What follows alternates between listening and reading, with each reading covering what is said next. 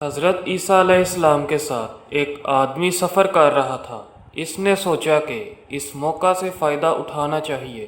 پیغمبر خدا سے ایسا عمل سیکھ لینا چاہیے جس سے پتھر سونا بن جائے اور مردہ زندہ ہو جائے۔ اس بیوقوف نے کہا کہ یا حضرت علیہ السلام، مجھے بھی کوئی ایسا نسخہ دے دیں جس سے میری دنیا سنور جائے اور میں پڑھ کر پھونک ماروں تو مردہ اٹھ کر کھڑا ہو جائے۔ حضرت عیسیٰ علیہ السلام اس کی اس لب کشائی پر بڑے حیران ہوئے کہ اس بیمار اور مردہ شخص کو اپنا غم نہیں کہ میری رفاقت سے اپنے مردہ دل کا علاج کر لے، مگر یہ تو ایک ہی دن میں تاج و تخت کا مالک بننا چاہتا ہے۔ حضرت عیسیٰ علیہ السلام نے فرمایا، چپ رہ، یہ تیرا کام نہیں۔ اس مقام تک پہنچنے کے لیے بڑی منزلیں طے کرنا پڑتی ہیں۔ یہ قوت تو اس وقت حاصل ہوتی ہے جب ایک عمر روح کی آلودگیوں کو پاک کرنے میں گزر جاتی ہے۔ اگر تو نے ہاتھ میں عصا پکڑ بھی لیا تو کیا ہوا؟ اس سے کام لینے کے لیے تو موسیٰ کا ہاتھ چاہیے۔ ہر شخص عصا پھینک کر اسلحہ نہیں بنا سکتا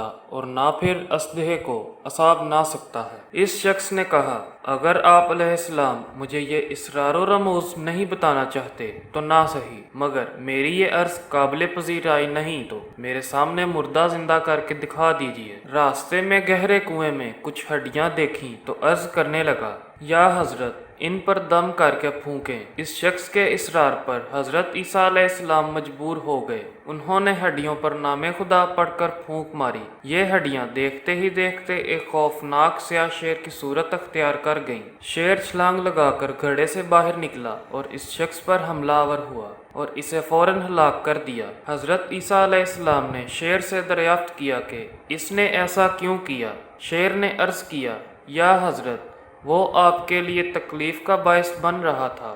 حضرت عیسیٰ علیہ السلام نے اس سے پوچھا کہ تو نے اس کا خون کیوں نہیں پیا؟ شیر نے جواب دیا کہ ایک تو یہ آپ کا بے ادب اور گستاخ تھا، دوسرا اب اس دنیا آب و گل کا رزق میری قسمت میں نہ تھا۔ درس حکایت: بیوقوف لوگ اپنے اصرار اور ناشائستہ حرکات کی وجہ سے پریشانی کو دعوت دیتے ہیں۔ انبیاء کرام علیہ السلام کے بے ادب کو جانور بھی برداشت نہیں کرتے۔ جزاک اللہ۔